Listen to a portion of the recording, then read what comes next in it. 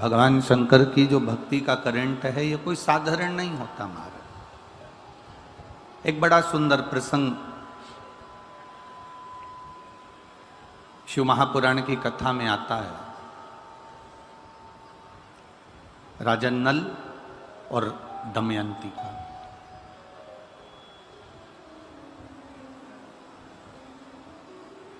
थोड़ा ध्यान लगाएंगे ना तो आपको ये राजा नल और दमयंती का जो चरित्र है ये जीवन की एक सार्थकता, जीवन का एक आनंद है, जीवन की एक सार्थकता है, जीवन का एक उद्देश्य है।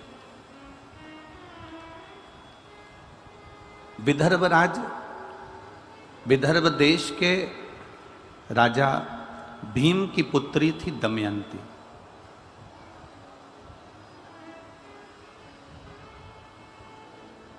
और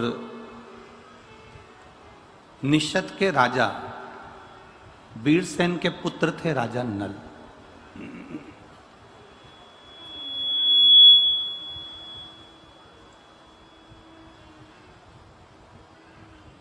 दमयंती ने कभी राजा नल को नहीं देखा था और ना राजा नल ने कभी दमयंती को देखा था। इन दोनों ने आपस में किसी को देखा ही नहीं। ये आपके और हमारे जैसा प्रसंग है। ना हमने ना आपने कभी देवाधिदेव महादेव को प्रत्यक्ष कभी नहीं देखा और देवाधिदेव महादेव हमारे सामने कभी प्रत्यक्ष नहीं आए। पर शिव महापुराण की कथा कहती है कि देवाधिदेव महादेव हमारे सम्मुख में भले ना आए हों, पर देवाधिदेव महादेव की कृपा जब बरसती है तो ऐसा लगता है किसी न किसी रूप में आकर वह हमारा कार्य कर कर चले जाते हैं। किसी न किसी रूप में वो आते हैं और हमारा कार्य कर कर चले जाते हैं। ये चल रहा है बक्से अंदर के सारे, किसी न किसी रूप में आकर वो अपना कार्य कर कर चले जाते हैं। आते जरूर हैं, पहुंचते जरूर हैं। शिव दमयंती ने कभी राजा नल को नहीं देखा और राजा नल ने कभी दमयंती को नहीं देखा।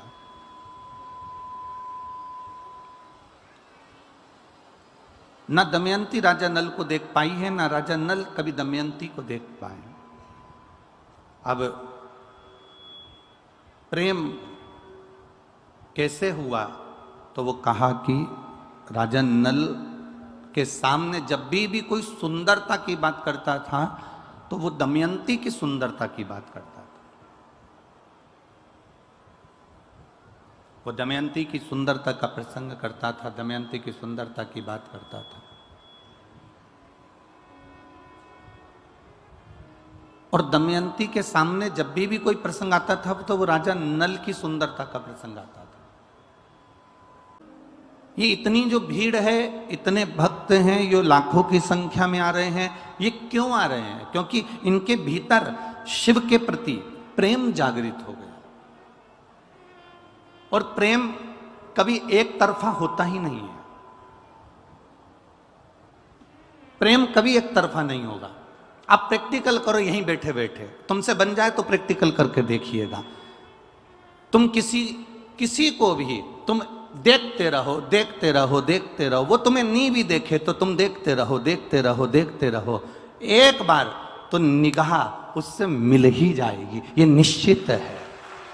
वो एक बार आपको पलट कर देख ही लेगा। एक बार वो आपको पलट कर, आप ना देख, आप उसको देखते रहो, देखते रहो, देखते रहो, तो एक ना एक बार वो निगाह मिलती जरूर है। उसी तरह ये प्रेम अकेला नहीं है कि आप शंकर भगवान से स्नेह करते हो, आप शिव जी की भक्ति करते हो, आप शंकर का गुणगान करते हो, आप शंकर का स्मरण करते हो, आप शिव तत्व को स्मरण कर रहे हो, आप शंकर जी का गुणगान कर रहे हो। ये तुम्हारा अकेले का प्रेम नहीं है। तुम उसको देखती रहती हो, तुम उसकी कथा सुनती रहती हो, तुम उसका भजन करती रहती हो, भजन करती रहती हो। दमयंती ने नल के बारे में इतना सुना, नल ऐसा था, इतना सुंदर था, ऐसा था, और नगर का राजा था, निश्चित नगर का राजा का पुत्र था, इतना सुंदर था, वीर था, सेना भी उसकी प्रबल थी, योद्धा भी प्रबल था। जब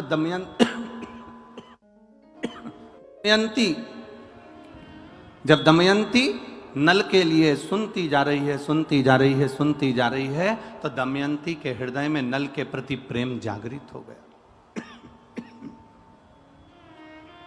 दमयंती के हृदय में नल के प्रति प्रेम जागृत हो गया, नल के प्रति प्रेम आ गया।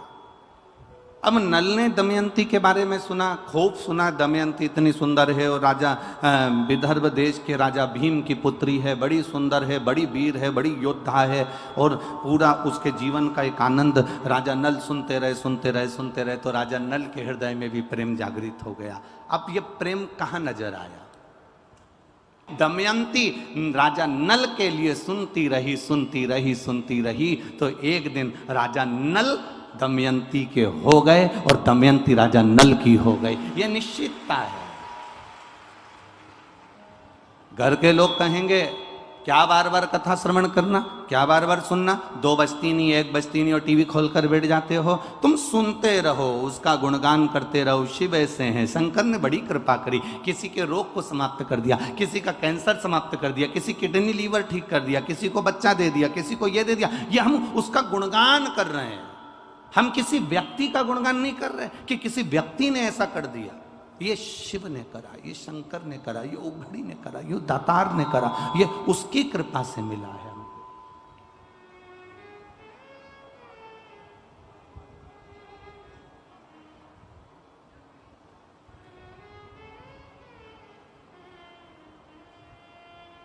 और महाराज शिव कथा कहती है, भगवान शंकर का संवाद कहता है, शिव महापुराण की कथा कहती है।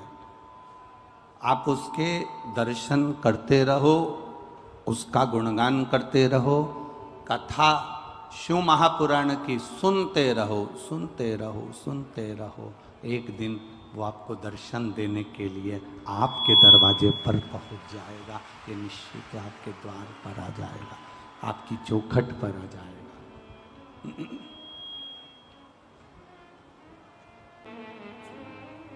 दमयंती ने राजा नल का खूब भाव श्रवण करा और राजा नल ने दमयंती का खूब भाव श्रवण करा। हुआ क्या?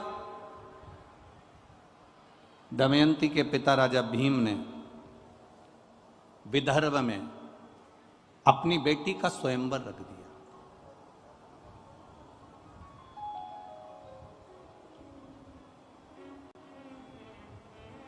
अब राजा भीम ने अपनी बेटी का जब स्वयंवर रखा, जगत में डोंडी पिटवाई, नगारा पिटवाया, देवताओं तक सूचना पहुंच गई, गंधर्व तक सूचना पहुंच गई, असुरों तक सूचना पहुंच गई, सारे नगर के राजाओं के पास सूचना पहुंच गई कि दमयंती का स्वयंवर है। दमयंती को इंद्र भी पाना चाहते थे क्योंकि बड़ी सुंदर थी, वो विद्वान थी, ज्ञानवान थी, प्रबल थी। दमयंती को स्वयं अग्निदेव भी पाना चाहते थे, दमयंती को स्वयं वरुण देव पाना चाहते थे, दमयंती को स्वयं यमराज पाना चाहते थे। इन लोगों ने विचार करा कि दमयंती मेरी बन जाए। इंद्र कहता है दमयंती मेरी बने, अग्निदेव कहते हैं दमयंती मेरी बने, स्वयं वरुण कहते हैं दमयंती मेरी बने, यमराज कहते हैं दमयंती मेरी बने। और दमयंती चाहती किसको है?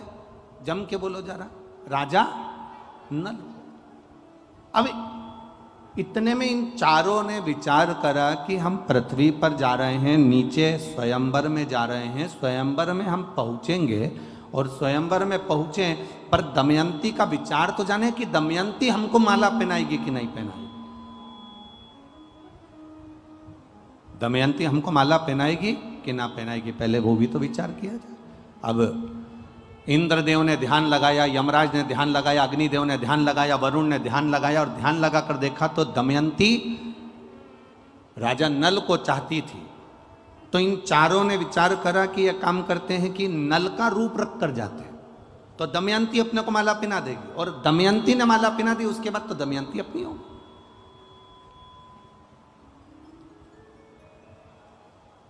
चारों ने राजा नल का रूप धारण कर लिया और राजा नल का रूप धारण कर कर चारों की चारों सभा में जाकर बैठ गए। राजा नल भी आ गया और राजा नल आकर भी सभा के अंदर बैठे। जब सभा के अंदर राजा नल बैठे हैं, यमराज बैठे हैं, वरुण बैठे हैं, अग्निदेव बैठे हैं, इंद्रदेव बैठे हैं। अब दिक्कत सबसे बड़ी खड़ी हो गई दमयंती के सामने कि ये 5 एक जैसे दिख रहे हैं। अब माला किसको पहनाए? ओरिजिनल नल है कौन सा? राजा नल कौन सा? ओरिजिनल कौन सा?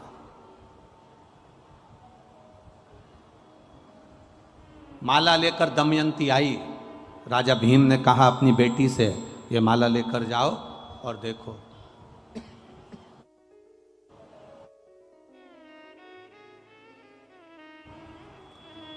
माला लेकर दमयंती चली, सबके सामने पहुंच गई। राजा भीम ने कहा कि तुम माला नहीं पहनाओगे?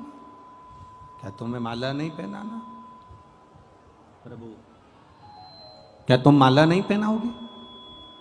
दमयंती ने अपने पिताजी से कहा, पिताजी माला पहनाने की मना नहीं है, माला तो मैं पहना दूंगी, पर दिक्कत इतनी सी है कि यहाँ ये जितने बैठे हुए हैं ना, इनमें से राजा नल के जैसे कम से कम 4 और बैठे हैं। ऐसे मिलाकर यहाँ सभा में ये 5 बैठे हुए हैं। अब राजा नल अगर 5 हैं तो ये 5 राजा नल में से मैं किसको माला पहनाऊं, किसको मैं माला पहनाऊं?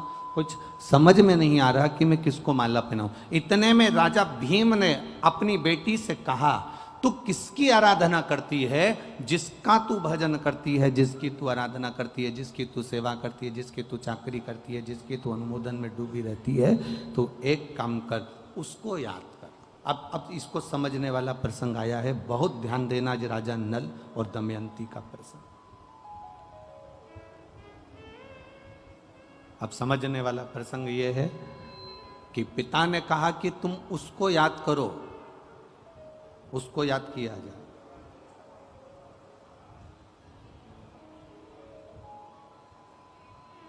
ये चतुरता हमें होना चाहिए। दुख की घड़ी में, तकलीफ की घड़ी में, परीक्षा की घड़ी में, कष्ट की घड़ी में हम सबसे पहले परमात्मा को याद नहीं करते। हम सबसे पहले उसको याद करते हैं। अगर कोई प्रशासनिक कार्य है तो हम पहले राजनेता को याद करेंगे। हमारी पहचान उससे है। वो वहाँ के जो विधायक हैं, वहाँ के जो सांसद हैं, वहाँ के जो आमदार हैं, वहाँ के जो खासदार हैं, वहाँ का जो मंत्री है, वहाँ का जो अध्यक्ष है, वहाँ का जो उपाध्यक्ष है, वहाँ ये व्यक्ति है, वहाँ का वो व्यक्ति है, वो हमारा परिचित है, मेरे काका का रिश्तेदार है, मेरे ताऊ का रिश्तेदार है। पहले जब हमारे दुख की घड़ी आती है उस समय पर हम उनको याद करते हैं। वो राजनेता सत्ताधारियों को याद करते हैं। जब राजनेता सत्ताधारियों से तुम कह कर हार जाती हो, भैया जी देखो ना, बेटे के लिए देखो ना, इसकी कहीं नौकरी लगा दो ना, भैया जी कुछ तो कर दो, तुम्हारे पास पद आ गया ना, तुम कह रहे थे जब मैं सत्ता में बैठ जाऊंगा जब कर दूंगा, भैया जी कुछ तो करो ना। जब तुमने उनके हाथ पैर जोड़ लिए, उनको नमन कर लिया, उनके लिए सारा काम कर लिया, तब भी तुम्हारा काम नहीं हुआ, तब तुमने फिर अपने किसी परिचित से कहा, जो उसमें लगा हुआ था, उससे कहा भैया जी देखो ना, हो जाए तो देखो ना, भैया जी देखो ना, हो जाए तो करो ना। उसको कहते कहते जब तुम उधर भी हार गए, तब तुमने अपने परिवार वालों से भी कहा, परिवार वालों से भी हार गए, तब अपने रिश्तेदारों से कहा, रिश्तेदारों से भी हार गए, तब आखिरी में तुम उदास होकर बैठ गए और सोचने लगे अपनी भाग्य में तो यही लिखा है, इसलिए भोगना पड़ेगा। तब कहीं फिर आखिरी में तुम्हारा चित्त में किसी ने कह दिया कि कुछ मत कर, अब शंकर का गुणगान कर और शिव की भक्ति कर। अब दुनिया के हाथ जोड़ लिए, अब उसके जोड़कर देख ले। दुनिया के हाथ जोड़ने के बाद अब उसके हाथ जोड़कर देख ले, अब उसका भजन कर कर देख ले, अब उसका स्मरण कर कर देख ले। और देखिए एक पत्र आया है, बड़ा सुंदर भाव उसमें लिखा, देखिए।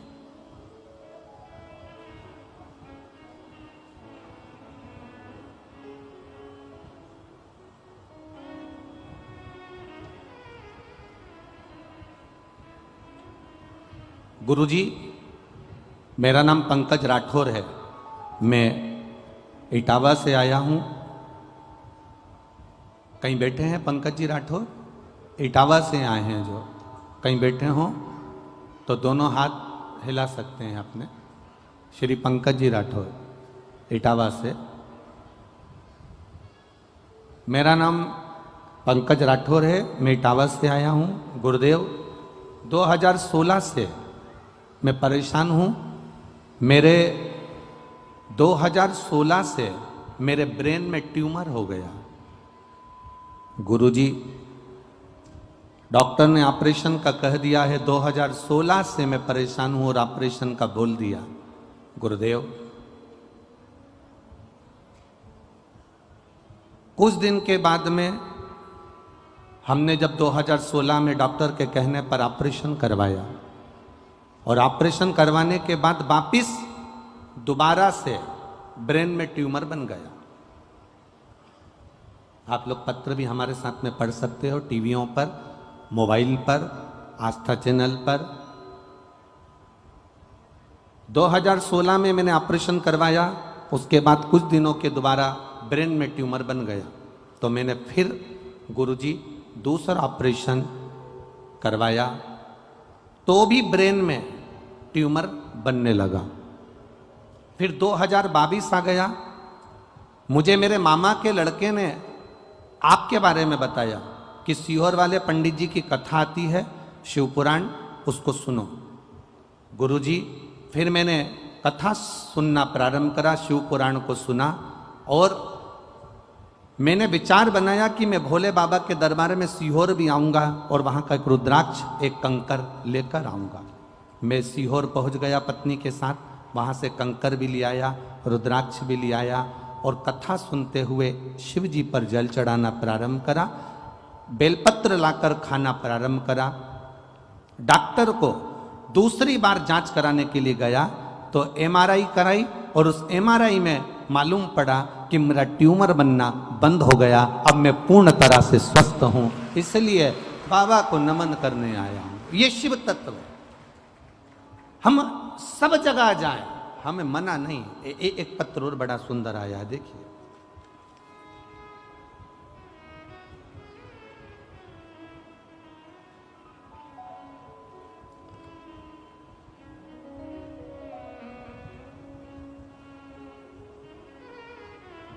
सतीश जी भदौरिया, ममता जी भदौरिया, निवासी आगरा। कहीं बैठे हों तो हाथ हिला सकते हैं। सतीश जी भदौरिया, ममता जी भदौरिया, निवासी आगरा। गुरुजी, मैं आगरा की निवासी हूँ, लगातार शिव जी की कथा सुन रही हूँ। मेरे बेटे ने बीटीसी की तैयारी की थी, लेकिन महाराज जी, भोले बाबा के मंदिर रोज जाती हूँ, बाबा ने उस समय पर नहीं सुना। मेरा बेटे से मैंने कहा कि बाबा ने अभी नहीं सुना, वापिस तैयारी कर। सीहोर वाला महाराज कहता है मेहनत पूरी करना और शिव पर विश्वास पूरा करना। मेरे बेटे ने शंकर जी के मंदिर जाना चालू करा, एग्जाम की तैयारी करना प्रारंभ करी और बाबा, मेरा बेटा कहता था क्या शंकर जी के मंदिर जाने से किसी का भाग्य खुल जाता है, क्या गवर्नमेंट जॉब लग जाती है? ये सब हंसने वाली बातें माँ, ये से महाराज ना जाने कितने आए। मेरा बेटा विश्वास नहीं करा, तो भी मैं उससे कहती रही तू शिव के मंदिर तो जा, भले आ विश्वास से जा, पर जा तो उसके दरवाजे। मेरा बेटा मंदिर जाना चालू करा, शिव जी को जल चढ़ाना प्रारंभ करा। बाबा की कृपा का क्या मैं वर्णन करूं गुरुदेव। मेरे बेटे के नौकरी SBI बैंक में लग गई, इसलिए मैं यहाँ पर प्रणाम करने आई हूँ। आप ही हैं? दोनों हाथ हिला दो एक बार ऐसा। हाँ, हिला दीजिए। बधाई आपको बहुत बहुत, शिव कृपा बनी रहे। बैठिए। श्री शिवाय नमस्ते। एक पत्र और बड़ा सुंदर आया है, देखिए।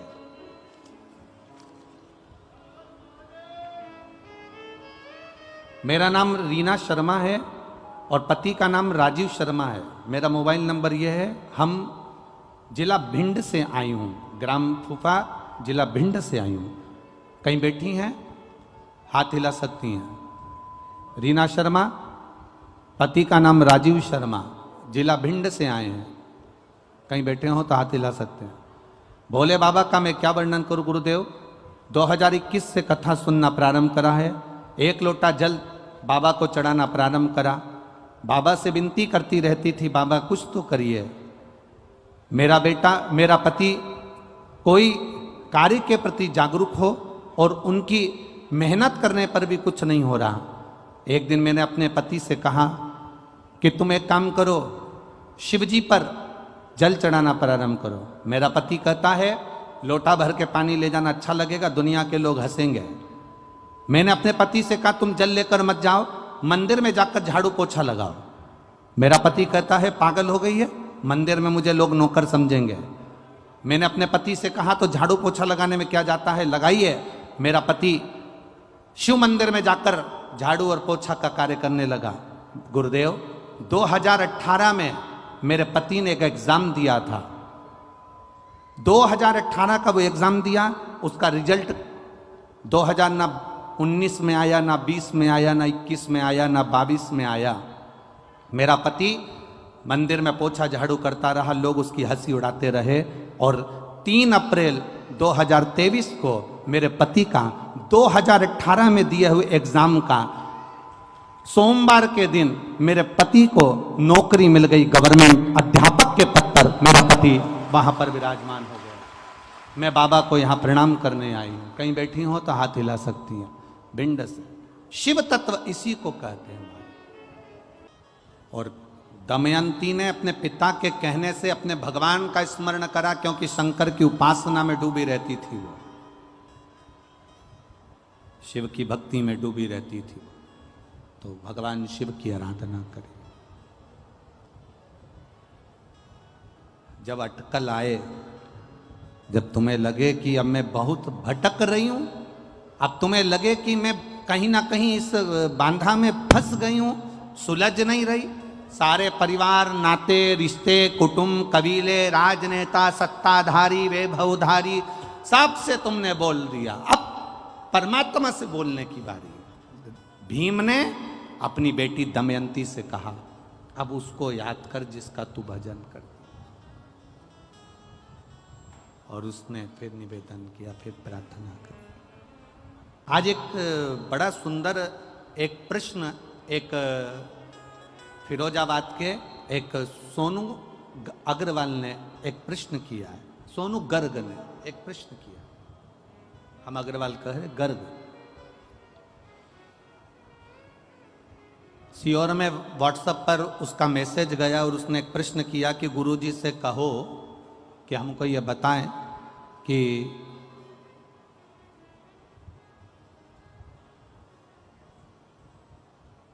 शंकर भगवान पर जल चढ़ाने वाले व्यक्ति का गुरुजी कहते हैं कि शिवजी हाथ पकड़ लेते हैं, शिवजी हाथ पकड़ लेते हैं। तो हम ये पूछना चाहते हैं कि ऐसा क्यों होता है? फिर तो सभी देवताओं के साथ ये होना चाहिए।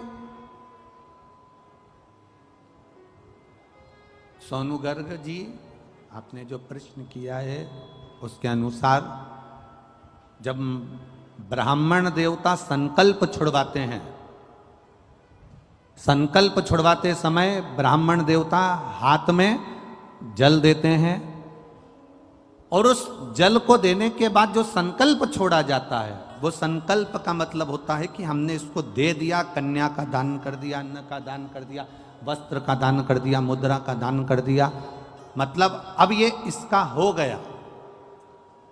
जब हम देवादिदेव महादेव को जल समर्पित करते हैं, शंकर भगवान को जब हम जल चढ़ाते हैं, अपने हाथ में जब जल का पात्र होता है और शिवजी पर जल छोड़ते हैं, उस समय पर जैसे एक पिता बेटी का जब हाथ देता है, कन्यादान करता है, तो लड़के के हाथ में हाथ देने के बाद में वो जल छोड़ता है। बोलो इधर छोड़ते कि नहीं छोड़ते? अरे बोलो तो जम के। कन्यादान के समय पर वो हाथ लेवा करा कर जल छोड़ते ना। तो जैसे एक पिता जल छोड़ता है, उसी तरह पिता जब जल छोड़ रहा है, उसी तरह जब आप ही ने व्रत किया है, पधारो पधारो, एक बार जोरदार ताली बजाएं इस बेटी के लिए।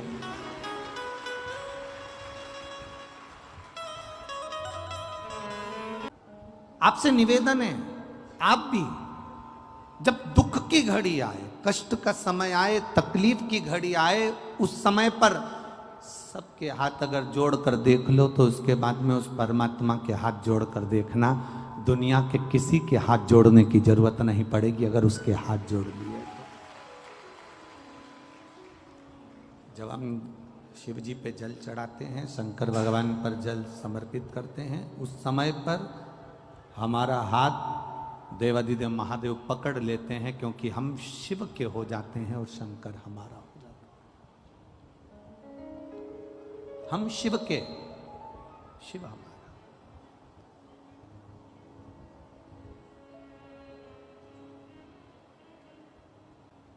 पर हमारी आदत ऐसी है कि हम जब समय अनुकूल नहीं होता, हम दुनिया के हाथ जोड़ना जानते हैं पर भगवान के हाथ जोड़ना नहीं जानते।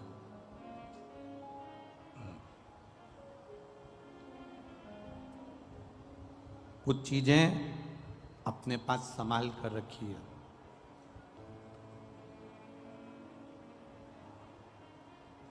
चाबी अगर यहां छोड़कर चले जाओगे ना तो घर का ताला नहीं खोल पाओगे।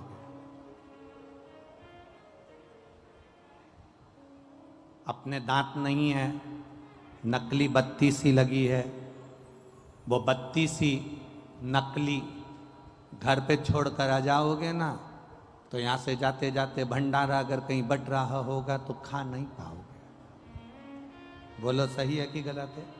अरे जम के तो बोलो।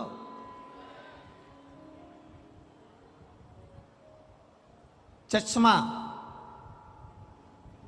अगर कहीं छोड़ दिया तो पढ़ते समय चश्मे की याद आएगी, चश्मा कहाँ है, चश्मा है कहाँ। पढ़ते समय चश्मे का स्मरण होगा कि चश्मा है कहाँ। बहुत ध्यान दीजिएगा। चश्मा खो गया, पढ़ते समय याद आएगी, बत्ती सी खो गई, खाते समय याद आएगी, चाबी खो गई, ताला खोलते समय याद आएगी। वो उसी तरह खाते समय बत्ती सी की याद आती है, पढ़ते समय चश्मे की याद आती है, घर जाते समय चाबी की याद आती है और मरते समय परमात्मा की याद आती है। ये अंत समय में स्मरण, वैसे नहीं आएगी पर बाद में परिवार वाले भी कह देते हैं, कुटुंब के लोग, रिश्तेदार, नातेदार, परिवार के लोग कह देते हैं कि अब अंत समय चल रहा है, भगवान का भजन करो, अंत समय चल रहा है, भगवान का स्मरण करो, अंत समय चल रहा है, भगवत नाम जप लो। परिवार के लोग फिर कहते हैं। दमयंती से कहा, जब विघ्न में पड़ गई, तुझे समझ में नहीं आ रहा है कि ये 5-5 नल यहां पर हैं, तुझे समझ में नहीं आ रहा कि 5-5 राजा नल यहां पर बैठे हुए हैं, तेरे को समझ में नहीं आ रहा, तब उस परमात्मा को याद करना। जब मार्ग से भटक जा, कोई राह ना सूझे, उस समय पर गुरु के वचन, माता पिता के वचन, घर के बड़े के वचन अपनी बुद्धि में होना चाहिए, अपने चित्त में होना चाहिए, और वो वचन हमारी जिंदगी की सार्थकता को सिद्ध कर देते हैं। वो वचन हमारे जीवन की सार्थकता को सिद्ध करने वाले होते हैं। दमयंती ने शिव जी का स्मरण करा, बाबा देवादिदेव महादेव से विनती करी, निवेदन करा, भगवान शंकर से प्रार्थना करी, भगवान देवादिदेव महादेव से विनय करा, निवेदन करा, हे शंभु, हे शंकर, हे त्रिकालदर्शी, हे कैलाशी, हे अविनाशी, हे देवादिदेव महादेव, आप मुझे स्वीकार करिए। ये बता दीजिए कि इसमें असली नल कौन सा है जिसका मैंने मनन चिंतन करा। अब रहा आप दे दीजिए। शंकर भगवान ने उसी समय पर ऐसी बुद्धि, ऐसा चित्त दमयंती का बना दिया कि उसने माला असली नल के गले में धारण करा दी। ये उसको चित्त, ये बुद्धि वही देता है।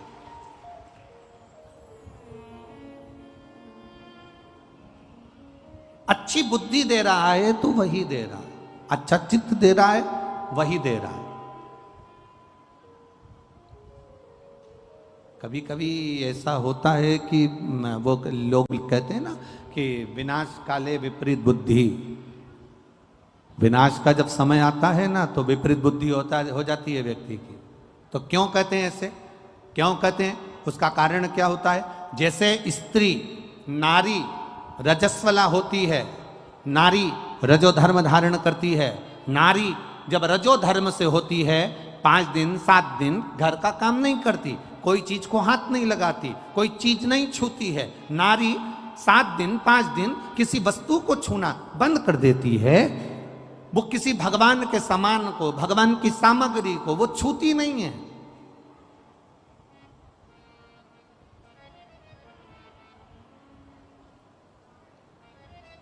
जैसे नारी रजस्वला होती है तो वो भगवान को छूना बंद कर देती है।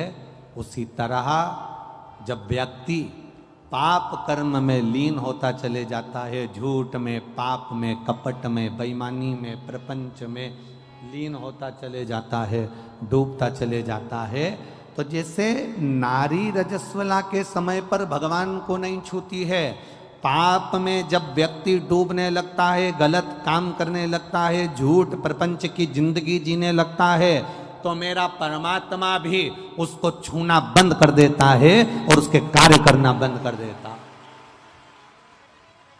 फिर क्या करता है परमात्मा? परमात्मा करता क्या है?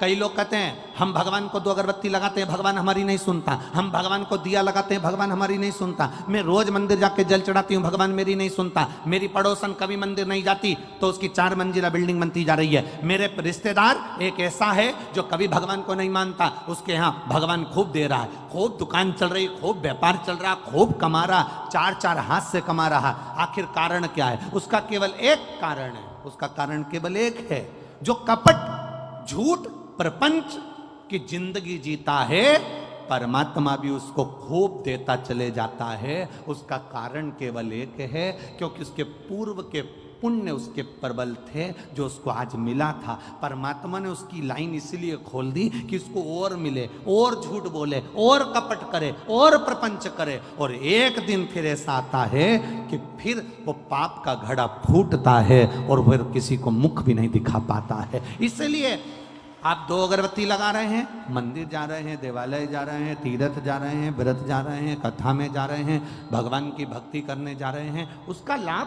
भले तुम्हें धीरे धीरे मिलेगा, स्लो मिलेगा, पर ऐसा मिलेगा जो तुम्हारी 7 पीढ़ी नहीं 71 पीढ़ी तक तार देगा। तुम्हें एक पीढ़ी से मतलब नहीं, अन्य पीढ़ियां तार देगा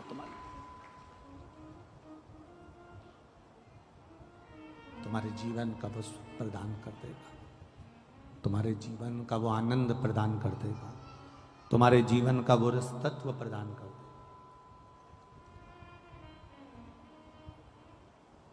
शिव कथा कह रहे, विवाह पक्का हो गया। दमयंती राजा नल का, थोड़ा बेस कम कर दो, ट्रेवल कम कर दो, अंदर का माइक। दमयंती और राजा नल का विवाह हो गया। महाराज आवाज बढ़ाओ, रिडन की। दमयंती और राजा नल का विवाह पक्का हो गया।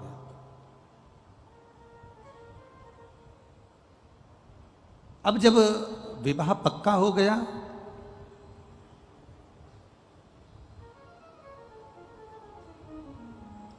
दोनों का विवाह हो गया, दमयंती विवाह कर कर आ भी गई।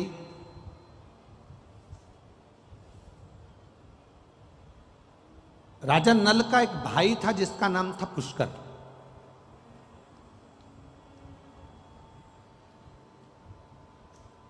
इसको इतनी सुंदर स्त्री मिल गई इतनी विद्वान नारी मिल गई, इतनी ज्ञानवान स्त्री मिल गई, तो पुष्कर के मन में थोड़ा सा कपट आ गया। आप रोज रोज भगवान के मंदिर जाइए, आप रोज रोज शिव जी के मंदिर जाओ, रोज जल चढ़ाओ, रोज भगवान की कथा में जाओ, रोज कुर्सी पर आगे बैठ जाओ, पंडाल में आगे बैठ जाओ, आगे बढ़ बढ़ कर काम करो, आगे बढ़ बढ़ कर तुम कोई बड़े से बड़ा आयोजन करवाते रहो। जितने लोग तुम्हारे चाहने वाले होंगे वो भी धीरे धीरे उनके भीतर भी ईर्ष्या जागृत होने लगेगी। बताओ, आगे जाके बैठ जाती है, बताओ इसने ना जाने ऐसा क्या है, आगे जाके बैठ जाती है। जब देखो जब हर कथा में, हर कार्यक्रम में, कोई भी कार्यक्रम हो, इसको आगे सीट मिल जाती है। ईर्ष्या, भीतर से ईर्ष्या जागृत होती चली।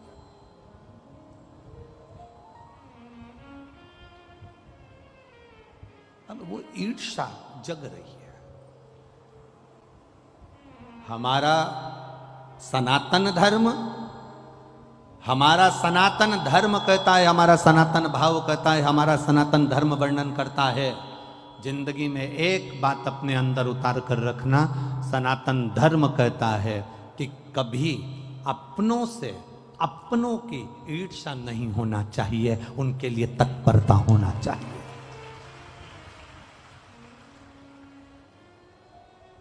पर हमारी ईर्ष्या है।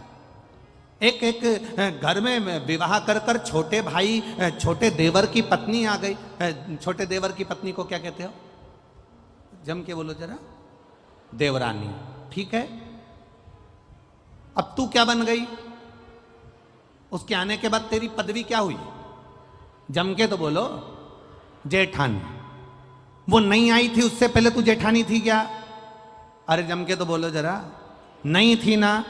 उसके आने के बाद तेरी पदवी पड़ी है, मतलब वो आई, उसका नाम है देव रानी। देवों के घर से भेजी हुई रानी, जिसके आते से ही तेरी पदवी बढ़ गई और तेरी जय जय कराने की ठानी, इसलिए तू हो गई जेठानी। अब ईर्ष्या क्या जाग गई? ईर्ष्या कहां से जागी? तुरंत। अब वो छोटी है, आई है, अभी थोड़े दिन उसको जमने में समय लगेगा, तो सास भी उसका पक्ष लेगी, ससुर भी उसका पक्ष लेंगे, परिवार वाले भी उसका पक्ष लेंगे, क्योंकि नई नई आई है। जब तुम नए नए आए थे ना, तो तुम्हारा भी पक्ष लिया गया था। ऐसा नहीं अब तुम सोचो कि हम आए थे जब तो हमारी सास ने हमारे साथ ऐसा करा, हम आए थे तो हमारे ससुर ने हमारे साथ ऐसा करा, हम आए थे तो हमारी ननद ने ऐसा करा। अरे वो करने दो। भगवान ये पहली जो बहू आती है, पहले नंबर की जो बड़ी सबसे पहली जो घर में आती है, उसको सुनना बहुत पड़ता है, उसको अपशब्द सहना पड़ते हैं, उसको ताने सहना पड़ते हैं, उसको गालियां सहना पड़ती है। कारण क्या है? क्योंकि ये नीचे की नींव है। ये नींव जितनी मजबूत होगी, बिल्डिंग उतनी अच्छी होती चली जाएगी, आने वाली पीढ़ियां अच्छी होती जाएगी। अब इसको क्या लगता है? अब ये जो बड़ी वाली है ना, ये इतना गूंज रहा है, हम कह रहे ना बार बार बार बार, इससे जो बड़ी वाली है ना, उसको क्या लगता है? उसको लगता क्या है?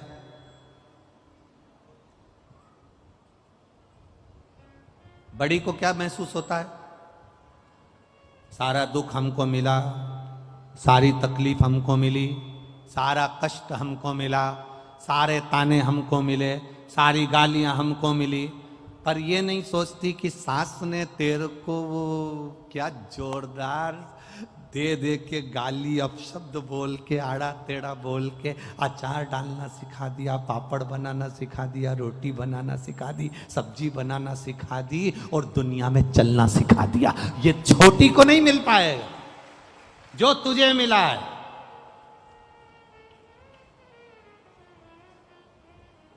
जो ज्यादा लाड़ में होता है ना, वो ही बिगड़ता है। सासुओं से निवेदन इस अंदाजे में मत रहना कि जिससे तुम ज्यादा लाड़ लड़ाओगी तो रोटी यही देगी।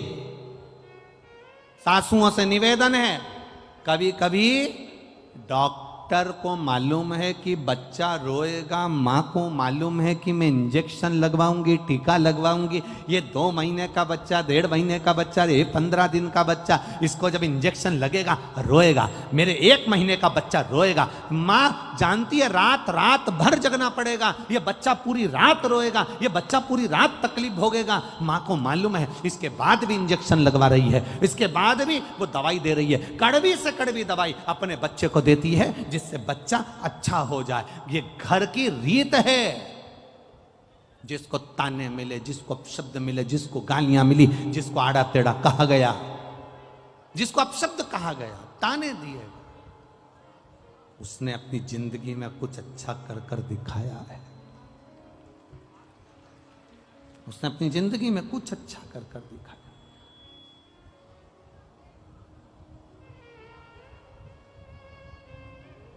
कुछ श्रेष्ठ कर्म कर कर दिखाया। पुष्कर ने आज नल से कहा, पुष्कर ने राजा नल से कहा, ए भैया, आज मेरा मन करता है कि आपके साथ में बैठकर चौसर खेलूं, जुआ खेलूं।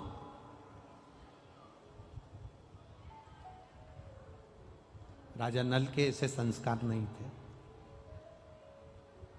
तो ये राजा नल के संस्कार नहीं है कि वो चौसर खेले, जुआ खेले। राजा नल ने मना कर दिया, ना तो मैं जुआ खेलूंगा और ना मैं चौसर खेलूंगा।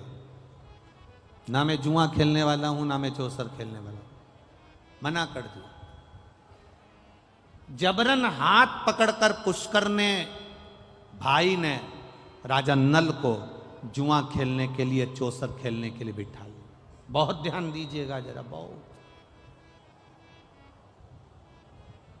बहुत सारे आपके जिंदगी में ऐसे लोग मिलेंगे जो आपको पकड़कर मदिरा की दुकान पर ले जाएंगे और तुम कहोगे मैं पीता नहीं हूं, मैं नहीं पीता, मैंने सौगंध खा रखी है, मैं नहीं पीता। पर जो पीने वाला है वो जबरदस्ती पकड़कर आपको जान कर कर मदिरा की दुकान तक लेकर जाएंगे, मदिरा की दुकान तक लेकर जाएंगे, जान कर कर, बार बार पकड़कर।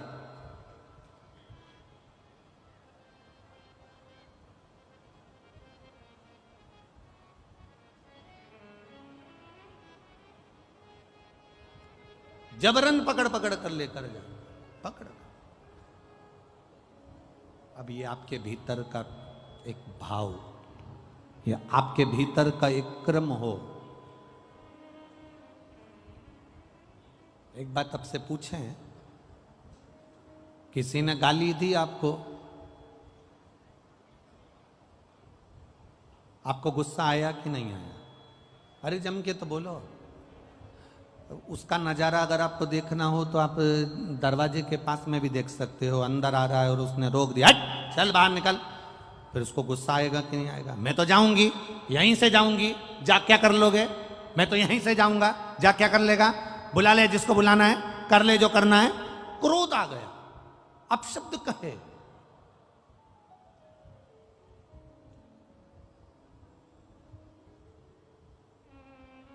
तो जब किसी ने तुम्हारे सामने तुम्हें मय खाने में ले जाकर, मदिरा की दुकान पर ले जाकर, बोतल के सामने तुम्हें बिठा दिया कि लो ये पियो, और तब तुम्हें क्रोध क्यों नहीं आया है?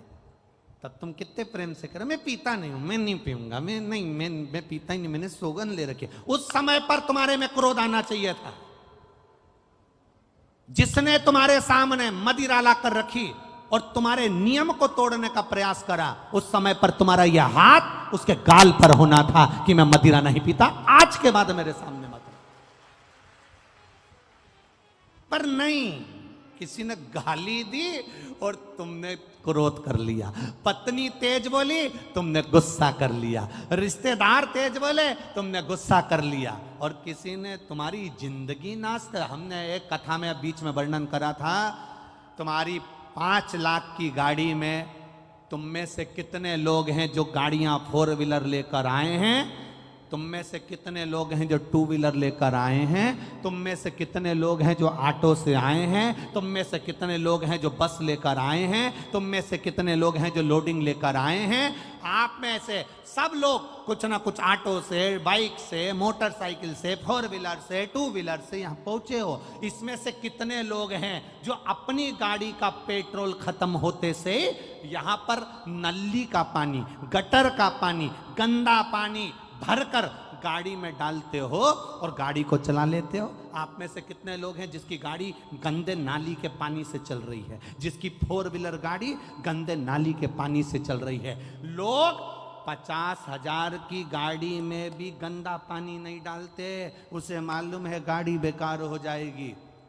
तो फिर ये करोड़ों की गाड़ी में गंदा नाली का पानी काहे को डालते हो?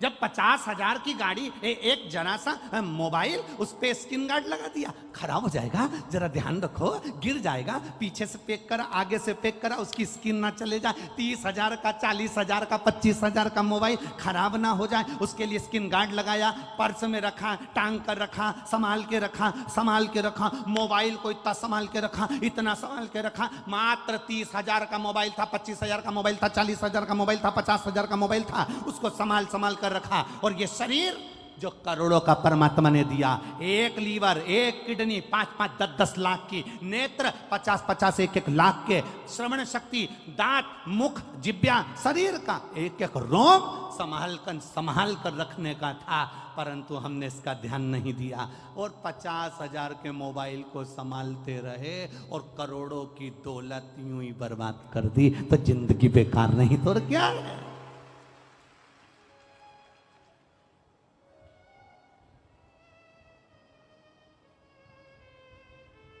ये फायदा है क्या इनका पुलिस वालों का? कोई ये जितने पुलिस वाले खड़े हैं इनसे पूछना कि तुम चौराहे पर खड़े होके हेलमेट वालों को पकड़ते हो, इनका कोई फायदा है क्या? उसमें कोई फायदा नहीं, फायदा तुम्हारा है। ये तो कह देंगे रसीद कटवाओ 200 की, 300 की, 400 की, 500 की, पर तुम्हारा फायदा देखते हैं कि तुम वो कीमती पूंजी हो, तुम वो दौलत हो। अगर एक्सीडेंट हुआ और तेरे सिर में चोट आ गई, तेरी पत्नी, तेरे परिवार के लोग रो रो के मर जाएंगे रे।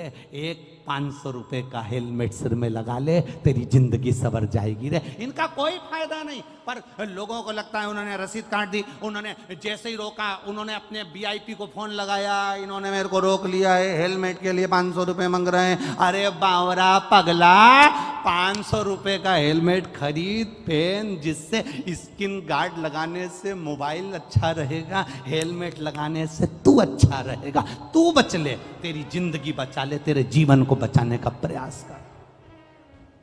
पुष्कर ने हाथ पकड़ा, बिठा लिया। राजा नल ने जुआ नहीं खेला, चौसर नहीं खेली। राजा नल ने चौसर नहीं खेली, बिठाया हाथ पकड़कर बिठाया, बैठ यहां बैठ। पुष्कर ने चौसर खेली, पुष्कर ने जुआ खेला, और जुआ खेलने में जहां बिठाया था वह बिठाए का इतना फर्क पड़ गया कि पुष्कर ने पूरी जायदाद अपनी बना ली और कह दिया ये जुए में सब हार गया। केवल बैठा था, इसलिए बैठने की जगह अच्छी ढूंढना। एक पहले भी कथा में कहा, यहां से बाहर निकलोगे तो तुम्हें चाय पीना हो तो किसी ठेले वाले से पूछना, तो 10 रुपए की दे देगा। देगा कि नहीं देगा? बोलो, जम के बोलो। और आगे जाना, होटल ढूंढना, वो तुम्हें चाय 15 रुपए की दे देगा। फिर और आगे जाना, वीआईपी होटल ढूंढना, वो चाय 20 रुपए की दे देगा। और आगे जाना, 5 स्टार होटल ढूंढना, वो तुम्हें चाय 150 रुपए की दे देगा। चाय की पत्ती वही, दूध वही, शक्कर वही, प्याली वही, सब कुछ वही है, पर चाय की कीमत 5 स्टार होटल में 150 की हो गई। ठेले पर 10 रुपए की थी, चाय वही है, पर ठेले पर थी तो 10 की थी, 5 स्टार होटल में 150 की हो गई। तुम कहां बैठ रहे हो ये तुम्हारे ऊपर है। 5 स्टार होटल में बैठोगे तो तुम्हारी कीमत बढ़ रही है, ठेले पर बैठे हो कीमत घट रही है, पान की दुकान पर खड़े हो कीमत घट रही है, मदिरा की दुकान पर खड़े हो कीमत घट रही है, जुआरी के साथ बैठे हो कीमत घट रही है, चोटे के साथ रह रहे हो कीमत घट रही है, जबरदस्ती गाली बकने वाले के साथ रह रहे हो कीमत घट रही है, और कहीं किसी संत के पास बैठे हो तो कीमत बढ़ रही है। ये तुम्हारी कीमत है, तुम कहां बैठे हो? अपनी कीमत तो बढ़ाओ। एक साधारण सी मक्खी लोहे पर बैठती है, कीमत नहीं बढ़ती। सब्जी पे बैठती है, कीमत नहीं बढ़ती।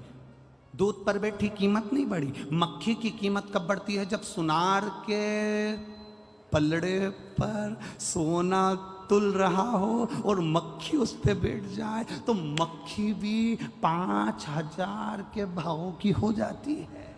एक मक्खी की कीमत बढ़ जाती है। तुम शिव महापुराण की कथा में आकर बैठे हो, तुम शंकर जी के मंदिर में जाकर बैठे हो, तुम शिव जी को एक लोटा जल चढ़ा रहे हो, तुम भगवान का भजन कर रहे हो, तो तुम अपनी कीमत आंकना कि तुम कितने करोड़पति हो, कितने धनपति हो, कितने वैभवपति हो। तुम्हारी कीमत साधारण नहीं है, तुम बहुत करोड़ों के हो।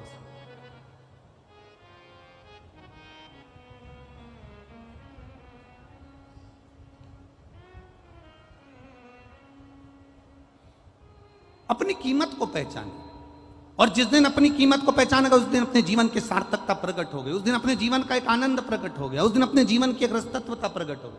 अब नल को बिठाया, उसने ना जुआ खेला ना चौसर खेली, फिर भी पूरी प्रॉपर्टी भाई पुष्कर ने अपनी बना ली, इनको धक्का देकर निकाल दिया। रोते रोते दोनों निकल गए। पत्नी दमयंती से कहा तो किसी राजा के यहाँ, किसी सेठ के यहाँ नौकरी कर ले। उसने जाकर झाड़ू पोछे का काम करना चालू कर दिया।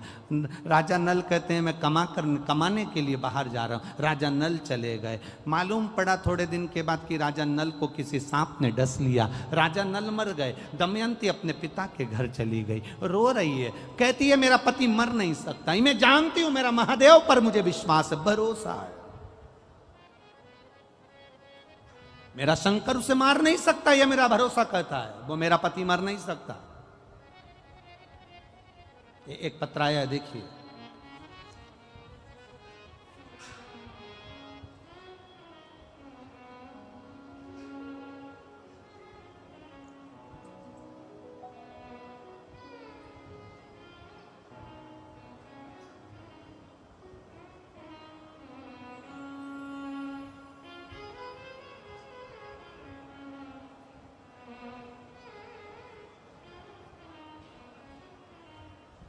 मेरा नाम शशि यादव है, पति का नाम मुकेश यादव है। मेरा निवास स्थान मैनपुरी है। कहीं बैठी हो तो हाथ हिला सकती हैं, जहाँ भी बैठी हो। मेरा निवास स्थान मैनपुरी है। गुरुजी, मेरी बच्चेदानी में गठान हो गई थी, 1 साल से इलाज चल रहा था।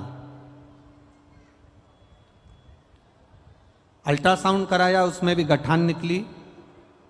आपके बताए अनुसार बाबा देव हरिदेव महादेव पर 1 लोटा जल का क्रम प्रारंभ करो। बेलपत्री खाना चालू करी और बाबा की कृपा से मेरा जो बच्चादानी में गठान थी, शिव की कृपा से, बाबा की कृपा से, अब बाबा ने मुझे साध लिया और मुझे आराम लग गया है। मैं बाबा को यहाँ प्रणाम करने के लिए आई हूँ। ये शिव तत्व ओघड़ी, दयालु, दातार, उसकी भक्ति का बल है, ये उसके विश्वास का बल है।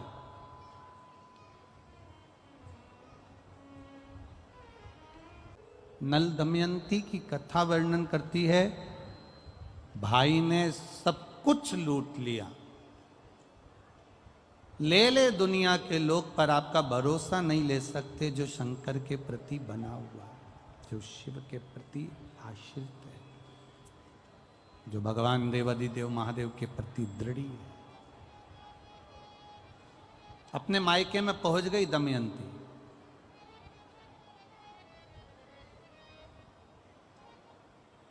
पिता ने बताया नहीं और बेटी के लिए वापिस स्वयंवर रख दिया।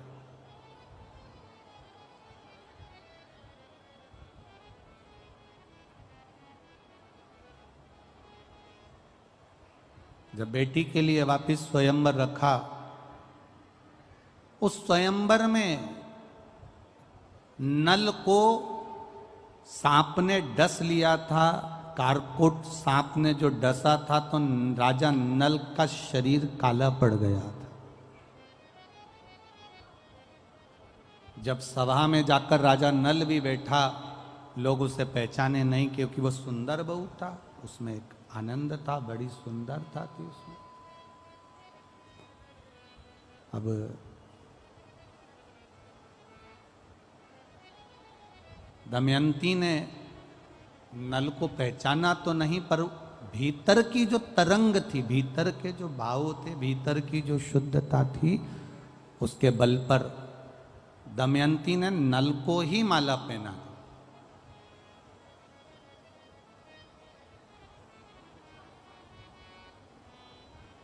कोई कहे शंकर जी क्या देते हैं, शिव जी क्या कृपा करते हैं, भोलेनाथ देवाधिदेव महादेव क्या करते हैं, तो उनको कह देना चाहिए कि शंकर जी एक कृपा सबसे बड़ी यह करते हैं कि आपकी बुद्धि को, आपकी सोच को, आपकी दृढ़ता को परमात्मा के प्रति दृढ़ी कर देते हैं।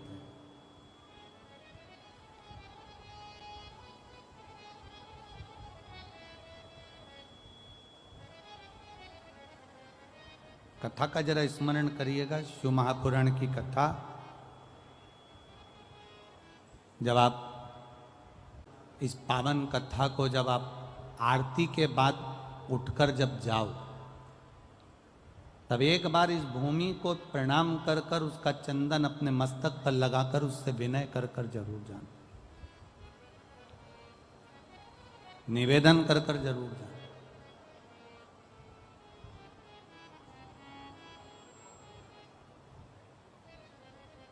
इतनी दूर से अगर आप लोग आए हो 500-500 हजार रुपए खर्च कर कर, तो केवल टीवी में तुम्हारा फोटो दिखाने के लिए नहीं आए हो। 1500 रुपए खर्च कर कर आए हो, तो उस बाबा से दिल से उससे कह कर जाना कि तू ऐसी झोली भरना कि एक बार मैं भी जिंदगी में शिव महापुराण की कथा करवा सकूं। ऐसी कृपा करता है वो, उदारता, वो दया, वो करुणा सागर, करुणा करता है वो। ऐसा नहीं कि नहीं करेगा, वो करेगा। हुआ राजा नल के गले में जयमाला पहुंच गई। शिव एक श्रेष्ठ बुद्धि प्रदान कर देते हैं जिससे हमें बल मिलता है। एक पत्र आया है, उस पत्र के माध्यम से हम जरा विचार करें। देखिए,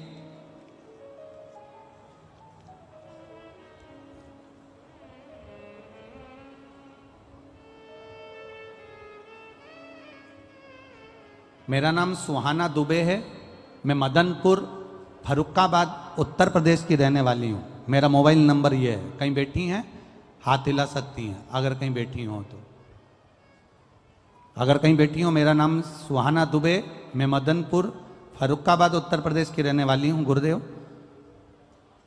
मेरी माता प्रीति दुबे 15 साल से उनको दौरा आता था।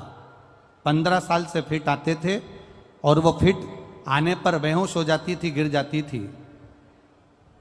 मेरे पिताश्री विवेक दुबे,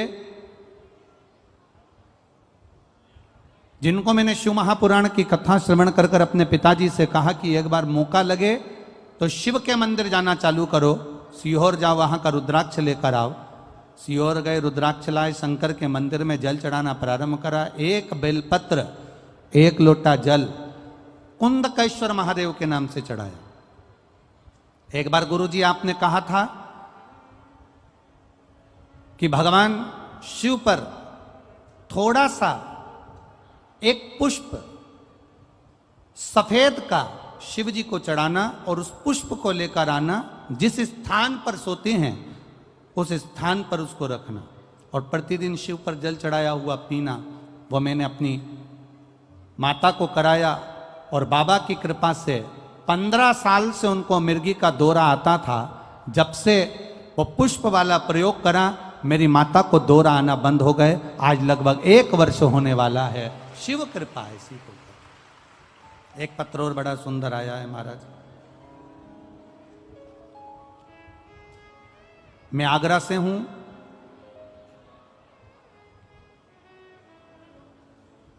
मेरा नाम सुनीता मिश्रा है। मैं भोले बाबा का क्या बखान करूं। आपने जो दूध वाला उपाय बताया था, मैंने अपने बच्चे से करवाया। मेरे बेटे का नाम पंकज मिश्रा है। मेरा बच्चा 5 साल से इंटरव्यू दे रहा था, 1-2 नंबर से रह जाता था। भोले बाबा की कृपा ऐसी हुई 12 मार्च 2023 को जब मेरा बेटा शिव कृपा से मैंने बाबा से विनती कर पशुपति व्रत कर बेटे से शहद वाला प्रयोग करवाया तो 12 मार्च 2023 को मेरा बेटे का उत्तर प्रदेश पुलिस में सब इंस्पेक्टर के पद पर नौकरी मिल गई है। मैं बाबा को यहाँ प्रणाम करने के लिए आई हूँ। शिव तत्व है। एक पत्र बड़ा सुंदर है। अर्चना शुक्ला तिवारियाना छिबरा मऊ कन्नौज। छिबरा मऊ है कि छिबरा मऊ कन्नौज। मोबाइल नंबर मेरा ये है। शिव महिमा का मैं क्या वर्णन करूं। हिमांशु शुक्ला मेरा बेटा है जो बैंक की कोचिंग कर रहा था। 7 साल हो गए थे पर कोई उसकी नौकरी नहीं लग रही थी। 1-2 नंबर से 4 नंबर से 3 नंबर से रह जा रहा था। अब की बार बाबा की कृपा से सफेद पुष्प बेलपत्र और शहद का प्रयोग करवाया और बाबा की कृपा से उसका रेलवे में नौकरी लग गई है। मैं बाबा को यहाँ प्रणाम करने के लिए आई हूँ। बाबा देवाधिदेव महादेव की कृपा उस पर बनी रहे। एक पत्र और बड़ा सुंदर है। सुनीता जेथरा एटा उत्तर प्रदेश से हैं। गुरुजी मैं बाबा का क्या वर्णन करूं। मैं बाबा का वर्णन क्या करूं गुरुदेव। मुझे बहुत कुछ दे दिया बाबा भोलेनाथ ने। मेरे बेटे की बाबा ने रेलवे में स्टेशन मास्टर के पद पर नौकरी लगा दी है। मैं बाबा को यहाँ प्रणाम करने के लिए आई हूं। यह शिव तत्व है। औघड़ी अपनी मेहनत करो, कर्म करो और कर्म के साथ पर बाबा पर पूरा पूरा विश्वास भरोसा करो। क्या देगा इसमें तुम्हारा पत्र भले यहां पर नहीं हो पर मेरा विश्वास कहता है दिल से अगर कथा सुन रहे हो ना तो अगली कथा जहां भी होगी वहां पर तुम्हारा पत्र 3 महीने के अंदर जरूर पहुंचेगा, आएगा, देगा। साधारण नहीं है मेरा देवाधिदेव महादेव, सहज नहीं है मेरा शंकर, सरल नहीं है मेरा देवाधिदेव महादेव। दे दिया। पत्नी वापिस मिल गई। दमयंती अपने नल को मिल गई।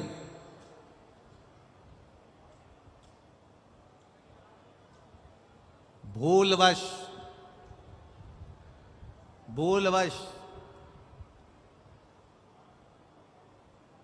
दोनों शिव की आराधना में लगे रहते थे। ध्यान नहीं आ पाया। राजा नल का गया हुआ धन वापिस मिला। राजा नल की काया जो काली पड़ गई थी, कारकोट नाग के डसने से जो शरीर बिगड़ गया था, कैंसर जैसा रोग हो, किडनी लीवर जैसा रोग हो, शरीर में स्वरेसिस हो गया, घुटने डॉक्टर ने कह दिया बदलना पड़ेंगे, कमर दुख रही हो, तकलीफ, कैसी भी तकलीफ, कैसी भी जिंदगी का दुख हो, कैसा भी कष्ट हो, समझना उसको। जितना दुख आपकी जिंदगी में नहीं आया होगा उससे ज्यादा दुख दमयंती और राजा नल के जीवन में आया है।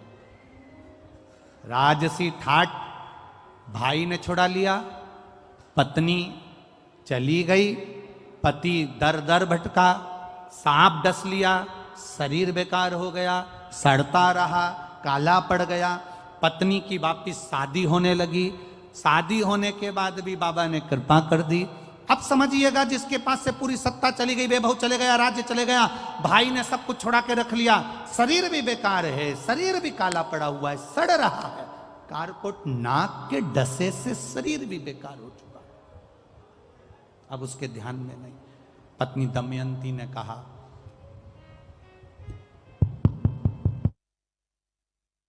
पत्नी कह रही है, पत्नी दमयंती कह रही है, शिव की आराधना करते हैं दोनों, चलो।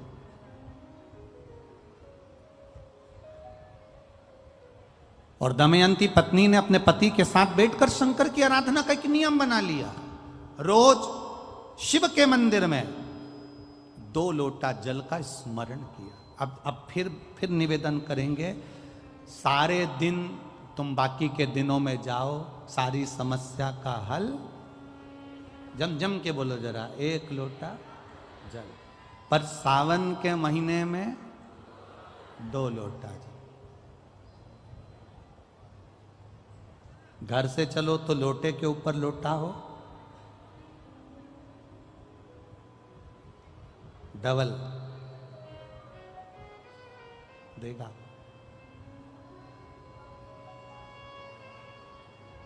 डबल कब मंजिल डबल कर देगा, कब तुम्हारी आय डबल कर देगा, कब तुम्हारी जिंदगी के सुख को डबल कर देगा, पता ही नहीं पड़ पाएगा, पता नहीं चलेगा। डबल। और मंदिर में जैसे ही प्रवेश करो तो दोनों हाथ में, देहली पर चढ़ने से पहले 2 हाथ में कलश हो और शिव का मूल स्मरण श्री शिवाय नमस्तुभ्यम बोलते हुए देवादिदेव महादेव को धार चढ़ रही हो, 2 ही हाथ, दोनों हाथों से। अच्छा चलो, तुम लोग यहाँ मैनपुरी में रहते हो तो गिरिराज जी जाते हो? गोवर्धन कौन कौन जाता है? जाते हो आप लोग? अब रखिए, तो वहां पर अमावस्या पूर्णिमा को लोग भंडारा चलाते हैं। चलाते कि नहीं चलाते? आप लोग तो यहीं रहते हो ना। कहीं कहीं अमावस्या पूनम को अमावस्या पूर्णिमा को भंडारा क्यों चलाते हैं, उसका कारण क्या है? इनने कौन सी कथा सुन रखी है कि अमावस्या पूर्णिमा को भंडारा करो? अमावस्या के दिन कोई शंकर का भगत आ गया, कोई शिव का उपासक आ गया, कोई शिव का ओघड़दानी का भगत आ गया, कोई नारायण का भगत आ गया, उसको कुछ खिला दो, उसका मुंह झूठा करा दो। आखिर कारण क्या है? बड़े बड़े घरों में ब्राह्मण को निमंत्रण दिया जाता है, अमावस्या है पंडित जी आ जाना भोजन कर जाना, पूर्णिमा है पंडित जी आ जाना भोजन कर जाना, पूर्णिमा के दिन कथा कर जाना, अमावस्या के दिन कथा कर जाना। अमावस पूनम का ऐसा योग क्यों बनता है? उसका कारण केवल एक, शिव महापुराण की कथा कर रही है। अमावस्या अधिक मास के 30 दिन पूरे हो रहे हैं। अमावस्या का दिन था, दूसरे दिन सावन का महीना वापिस चालू, श्रावण वापिस चालू होना था।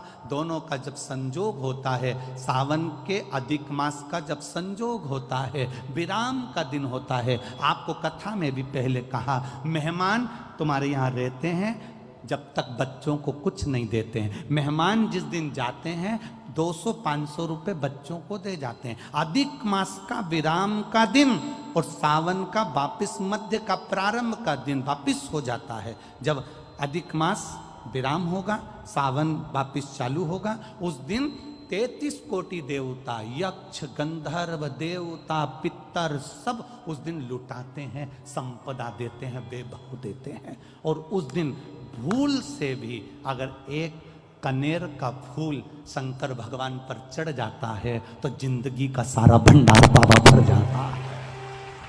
एक पुष्प,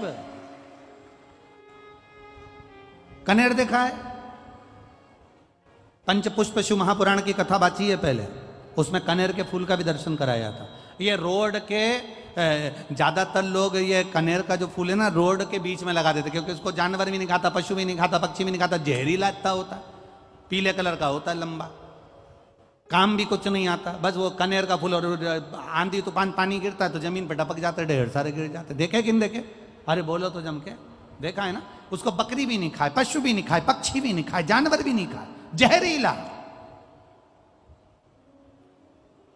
कनेर का पीला पुष्प। भूलवश आज राजा नल और दमयंती जा रहे थे, उनको फूल नहीं मिले, शिव जी को समर्पित करने के लिए कोई पुष्प ना मिला, कि 33 कोटि देवता अपना भंडार लुटाने के लिए तैयार रहते हैं। 33 कोटि देवता भूलवश, भूलवश, अनायास, मालूम नहीं है कि कनेर का पुष्प चढ़ गया। अब इनको पुष्प ना मिला, पुष्प ना मिला, ना मिलने पर इन्होंने देखा मार्ग से जाते जाते इस पुष्प पर ना पक्षी बैठ रहा है, ना पशु बैठ रहा है, ना इसको कोई खा रहा है, ना कोई जान रहा है।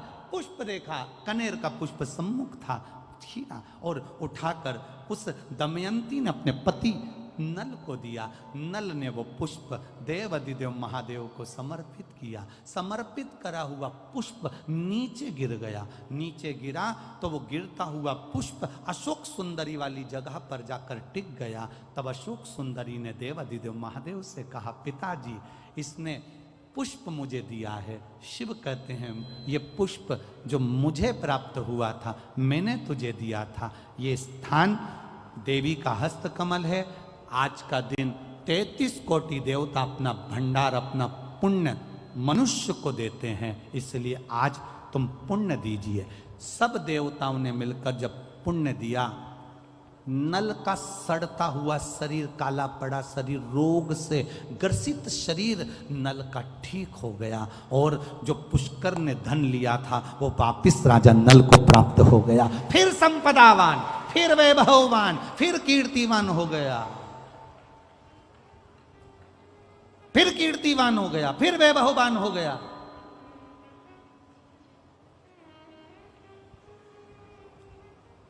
अब दिया किसने? जम के बोलो जरा, देव अधिदेव महादेव।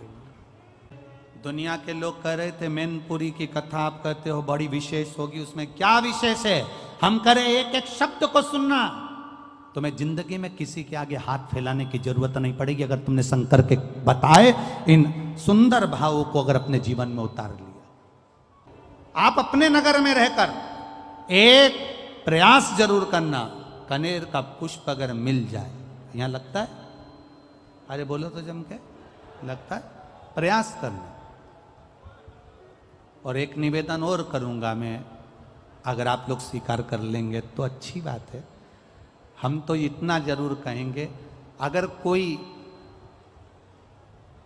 के वृक्ष पर अगर कनेर का पीला फूल उस समय पर रहे तो वो अपने आसपास वालों को भी दे देना कि ये फूल ले जाकर शंकर जी को चढ़ा दो, आज अमावस्या का दिन है और सावन का समय। अगर किसी के यहाँ बाबा की कृपा हो, अगर आप गाड़ी से आ रहे हो और कहीं दूर से आ रहे हो और आपको कनेर का पौधा मिल गया उस समय पर, और आपको लगा कि हमारे नगर में फूल मिलेगा कि नहीं मिलेगा, उस समय पर ये फूल का समर्पण करें,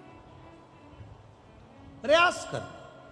नल दमयंती को दिया, खूब दिया, अपार दिया, पर एक गलती नल दमयंती से हो गई। वो गलती क्या हुई थी उसका स्मरण अपन कल की कथा में करेंगे, उसको लेंगे। भगवान देवाधिदेव महादेव का मंगल विवाह माता पार्वती के साथ हो रहा है। बड़े जोरदार ताली बजाइए, शिव पार्वती पधार रहे हैं। हर हर भगवान शिव पार्वती आ रहे हैं, जोरदार ताली बजाएं। भगवान शंकर और पार्वती का मंगल विवाह यहाँ होने जा रहा है। पार्वती मैया भगवान शिव जी के गले में जयमाला पहना रही हैं। जोरदार ताली बजाकर स्वागत करें माता पार्वती जी के लिए। एक ध्यान दें, बाबा देवाधिदेव महादेव माता पार्वती जी को जयमाला पहना रहे हैं।